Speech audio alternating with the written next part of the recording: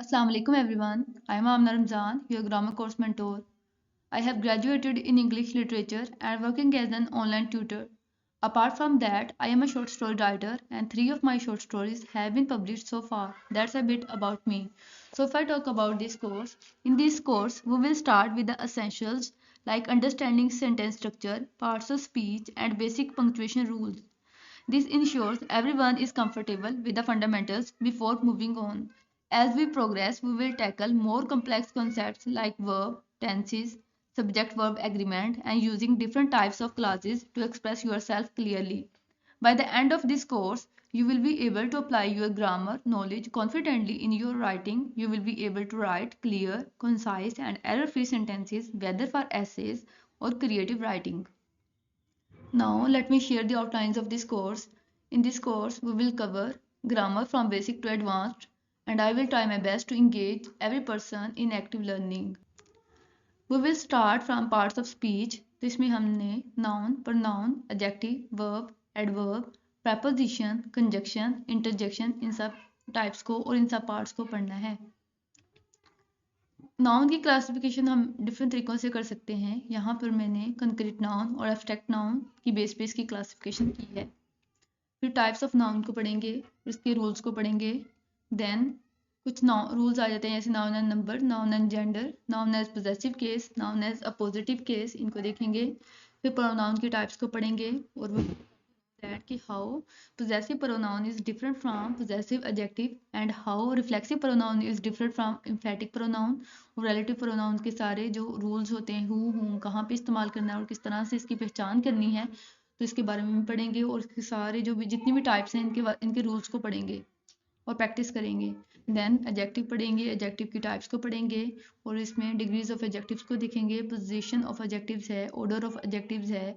Position of adjectives में ये हो जाएगा कि जब हम पूछते हैं कि एडजेक्टिव हम कहाँ पे लगाते हैं, इसकी पोजीशन क्या होती है, तो यही कहा जाता है कि आइडियली इसकी पोजीशन जो है वो नाउन से पहले आती है, लेकिन इसे नाउन के बाद भी इस्तेमाल कर सकते हैं और नाउन के बगैर भी इसका इस्तेमाल किया जा सकता है।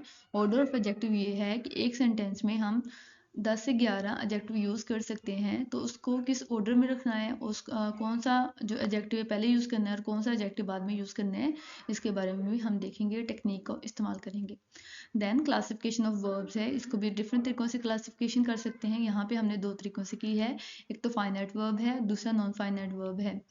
तो फाइनाइट वर्ब में हमने प्रिंसिपल वर्ब और स्टेट ऑफ बीइंग और पोजेशन के तौर पर की है। जब हम फाइनाइट वर्ब में प्रिंसिपल वर्ब को देखते हैं तो वो एक्शन में डिवाइड होता है और एक्शन वर्ब फर्दर डिवाइड हो जाता है ट्रांजिटिव वर्ब में और इंट्रांजिटिव वर्ब में, ठीक है। फिर ऑक्सिलरी वर्ब आ जाता है और उसकी फर्दर टाइप्स आ जाती हैं, प्राइमरी वर्ब और मॉडल वर्ब। मॉडल वर्ब के यूजेस को देखेंगे, यूजेस ऑफ कैन, कुड में, माइट, शुड में, आउट, ये सारे जो इसके इस्तेमालात हैं वो देखेंगे। इसमें एक एक्सेप्शन है डियर और नीड की, इसको हम एज अ हेल्पिंग वर्ब भी यूज़ कर सकते हैं और एज अ मेन वर्ब भी यूज़ कर सकते हैं, इसको भी देखेंगे। देन हम इन्फिनेटिव्स को पढ़ेंगे, उसकी टाइप्स को पढ़ेंगे, जेनर्स की टाइप्स को पढ़ेंगे, फिर पार्टिसिपल को पढ़ेंगे, ठीक है। और ये वर्ब की टाइप्स भी आ जाती हैं, डायनेमिक वर्ब हो सकता है, स्टेटिक वर्ब हो सकता है, ये सारे इसके नाम हैं, ठीक है। देन एडवर्ब पढ़ेंगे, एडवर्ब की टाइप्स को पढ़ेंगे। इसमें प्लेसमेंट ऑफ एडवर्ब्स का बहुत इंपॉर्टेंट कॉन्सेप्ट है, इसको भी देखेंगे कि एडवर्ब को हमने कहाँ पे पुट डाउन करना है सेंटेंस में। फिर एक इन्वर्जन का रूल आ जाता है, उसको भी पढ़ेंगे। देन कंजक्शन और इसकी टाइप्स को देखेंगे। फिर प्रपोजिशन और इसकी टाइप्स आ जाती हैं। फिर इंटरजेक्शन जो कि हमारी फीलिंग्स और इमोशंस को शो करता है, उसके बारे में पढ़ेंगे। टेंसेस जो बेसिकली वो होते तो दो ही हैं ना, दो ही एग्जिस्ट करते हैं, जैसे प्रेजेंट और पास्ट, लेकिन हम यहाँ पे फ्यूचर को भी पढ़ेंगे, ठीक है। और हम देखेंगे कि जो प्रेजेंट परफेक्ट है उसे कहाँ पे यूज़ करना है और पास्ट इंडेफिनिट को कहाँ पे यूज़ करना है, क्योंकि समटाइम्स यहाँ पे हमने पास्ट इंडेफिनिट को यूज़ करना होता है, वहाँ पे हम प्रेजेंट परफेक्ट लगा देते हैं। और दूसरी बात ये है कि हम इसमें इस तरह से नहीं पढ़ेंगे कि अगर सेंटेंस के लास्ट पे रहा है, रही है, ता है, ती है, इस तरह का कोई सेंटेंस आ रहा है तो उससे हमने पहचानना है, बिल्कुल भी नहीं। हमने इसमें लॉजिकली एक्सप्लेन करना है टेंसेस को। क्लॉजेज है और इसकी टाइप्स को पढ़ेंगे।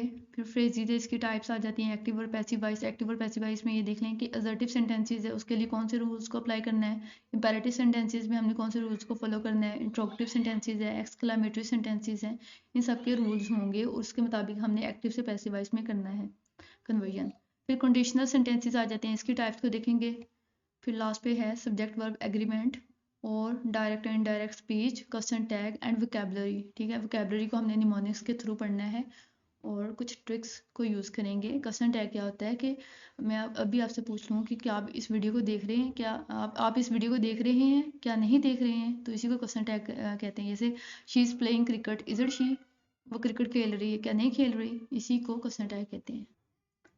That's all about outlines. Now we will start our demo. First question arises here why grammar is needed. जबकि हम उर्दू, पंजाबी, पश्तो, हिंदी ये ऐसी लैंग्वेजेस हैं जिनको हम ग्रामर सीखे बगैर बोल सकते हैं, तो हम क्यों ग्रामर सीखें। तो ग्रामर सीखने की वजह ये है कि हम स्टूडेंट हो सकते हैं, जैसे हम स्कूल के, कॉलेज के, यूनिवर्सिटी के स्टूडेंट हो सकते हैं और हमने एग्ज़ाम देने होते हैं। देन हमें कॉम्पिटिटिव एग्ज़ाम में अपीयर होना होता है, हमने ऑफिशियल राइटिंग करनी होती है, हमने जॉब के लिए अप्लाई करना है, तो कुछ अगर हमने कुछ लेटर लिखने हैं, एप्लीकेशंस लिखनी है, तो हमें फॉर्मल राइटिंग करनी होती है ना। तो फॉर्मल राइटिंग कहते हैं जिसमें कुछ रूल्स और रेगुलेशंस को फॉलो किया जाए। फिर दूसरा क्वेश्चन ये पैदा होता है कि ग्रामर है क्या। तो ग्रामर है अ सेट ऑफ रूल्स और प्रिंसिपल्स, और इन्हीं प्रिंसिपल्स को हम फॉलो करते हुए कुछ स्ट्रक्चर्स को डिज़ाइन करते हैं और इन्हीं स्ट्रक्चर से हम एग्जीक्यूट करते हैं। इन्हीं स्ट्रक्चर को हम एग्जीक्यूट कर देते हैं किसमें, राइटिंग एक्सप्रेशन में और स्पीच में। ठीक है, तो आज हम बात करेंगे इंग्लिश ग्रामर की। तो इंग्लिश लैंग्वेज में 26 लेटर्स हैं। लेटर किसे कहते हैं, लेटर जैसे A B C D E F G H, तो ये सारे क्या हैं, ये लेटर्स हैं। ठीक है, letters are further divided into two parts. वो कौन कौन से दो पार्ट्स हो सकते हैं, वो हो सकते हैं वाउल्स। ठीक है, ये it consist of 5 letters, then consonants, ये 21 लेटर्स पे मुश्तमिल है। ठीक है, तो यहाँ पे मैं एक ओवरव्यू दे देती हूँ कि वाउल्स जो है वो कॉन्सोनेंट से किस तरह से डिफरेंट है। लेकिन मेरा यहाँ पे मकसद साउंड्स के बारे में बात नहीं करना है, बल्कि मेरा मकसद यहाँ पे लेटर्स को और ग्रामर को डिफाइन करना है। तो वाउल्स जो है वो ऐसे वर्ड्स को कहते हैं जिनको हम प्रोनाउंस कर सकते हैं टंग और टीथ और लिप्स को यूज़ किए बगैर। कॉन्सोनेंट्स वो होंगे जिनको हम प्रोनाउंस करते हैं टंग, लिप्स और टीथ को इस्तेमाल करते हुए। ठीक है, ये इसका ओवरव्यू है। लेटर्स के बाद क्या आते हैं, लेटर्स के बाद आते हैं वर्ड्स। वर्ड्स किसे कहते हैं, आ कलेक्शन ऑफ लेटर्स। जो लेटर्स की कलेक्शन को हम वर्ड्स कह देते हैं। ठीक है, जैसे कि अगर मैं कह दूं के एल एम एन, ये वर्ड बन गया है, लेकिन वर्ड तो हम इसको नहीं ना कहते। वर्ड की पूरी डेफिनेशन ये है कि दैट कन्वे सेंस। ठीक है, जो हमें सेंस दे रहा हो, जैसे लैपटॉप, बुक, ये क्या है, ये सारा कुछ जो भी है उनका, जो भी लेटर्स की कलेक्शन हमें मीनिंग या सेंस दे रहा होगा, उसे हम वर्ड कह देते हैं।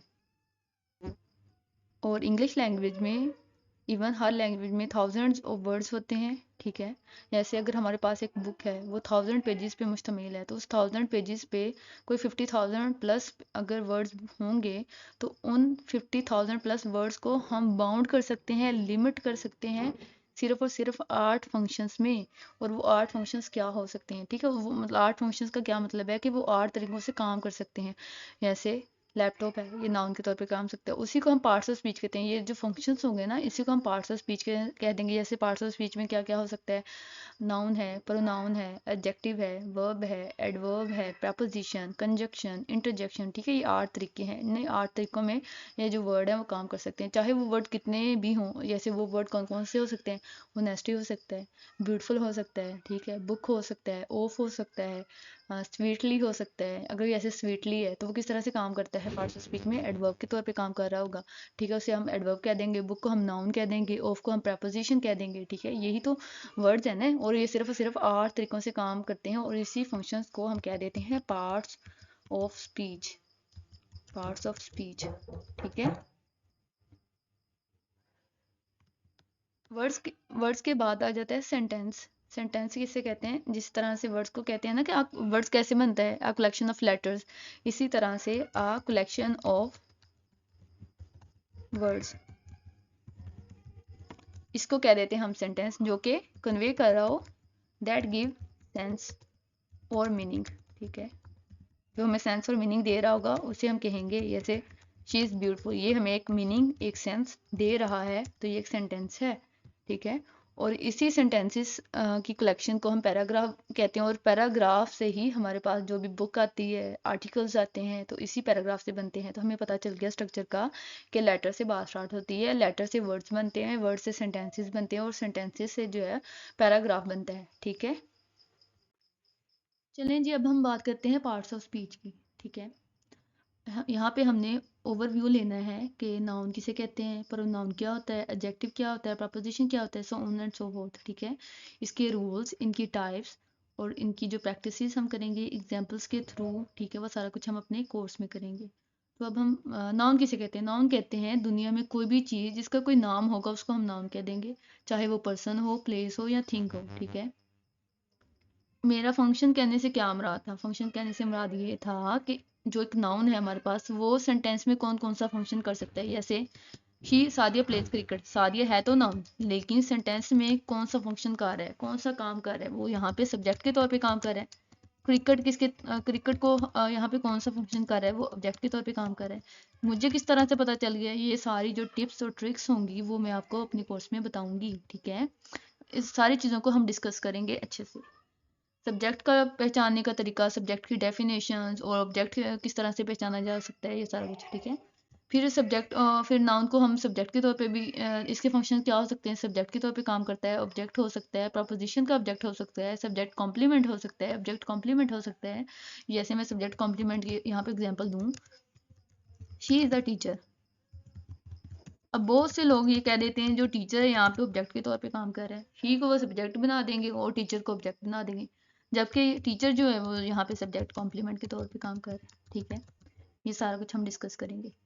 फिर प्रोनाउन, प्रोनाउन जो है वो it stands for a noun, noun की जगह पे आता है। लेकिन यहाँ पे क्वेश्चन पैदा होता है कि हम प्रोनाउन को यूज़ ही क्यों करें जब हमारे पास नाउन मौजूद है। तो नाउन को हम यूज़ करते हैं रेपिटेशन को ख़त्म करने के लिए। जैसे मैं कह दूँ Fatima is a girl, Fatima goes to school, Fatima is doing this, Fatima is doing that, ये बार बार जब मैं फातिमा का नाम ले रही हूँ, तो इस ऑकवर्डनेस को ख़त्म करने के लिए हम जो है वो प्रोनाउन का इस्तेमाल करते हैं। इसके भी वही फंक्शन होंगे सब्जेक्ट जैसे नाउन के हैं, सब्जेक्ट बन जाता है, ऑब्जेक्ट बन जाता है, सब्जेक्ट कॉम्प्लीमेंट, ऑब्जेक्ट कॉम्प्लीमेंट और प्रपोजिशनल ऑब्जेक्ट बन जाता है। ठीक है, फिर एडजेक्टिव जो है वो क्वालिफाई करता है नाउन और प्रोनाउन को। क्वालिफाई करने का क्या मतलब, क्वालिफाई करने का मतलब है वो नाउन के बारे में या प्रोनाउन के बारे में बताएगा, वो किस तरह का है, मोटा है, पतला है, सच्चा है, झूठ है, क्या है। ठीक है, ठीक है, और इसके अलावा उसकी शेप के बारे में बता देगा, नेशनैलिटी के बारे में बता देगा, कलर के बारे में बता देगा। यहाँ पे मैंने एग्जांपल दिया है, she is a talented artist, वो कैसी आर्टिस्ट है, टैलेंटेड है।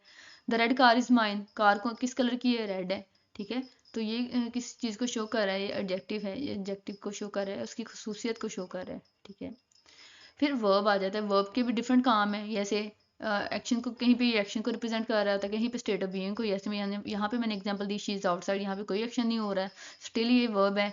स्टेट ऑफ पोजेशन को शो करता है, शी हैज़ अ कार, यहाँ पे भी कोई एक्शन नहीं हो रहा है, हेल्पिंग वर्ब के तौर पे काम कर सकता है। हेल्पिंग वर्ब किस तरह से मेन एक्शन से डिफरेंट है, ये सारा कुछ भी हम पढ़ेंगे। स्टेट ऑफ बीइंग कहाँ पे यूज़ करना है, सारा कुछ। ठीक है, शी इज़ ईटिंग सैंडविच, यहाँ पे ये हेल्पिंग वर्ब के तौर पर काम कर रहा है। ठीक, ओके, अब एडवर्ब की बात करते हैं। एडवर्ब जो है बेसिकली हम कहते हैं कि क्वालिफाई करता है वर्ब को, एडवर्ब को और एडजेक्टिव को।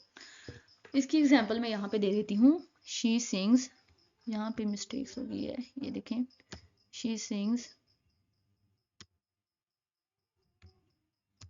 ओके, यहाँ पे शी सिंग्स स्वीटली, वो जो है गाती स्वीटली, जो स्वीटली है क्वालिफाई कर रहा है, मतलब बता रहा है किसके बारे में बता रहा है, नाउन के, वर्ब के बारे में, सिंग्स के बारे में। कैसा गाती है, स्वीटली गाती है।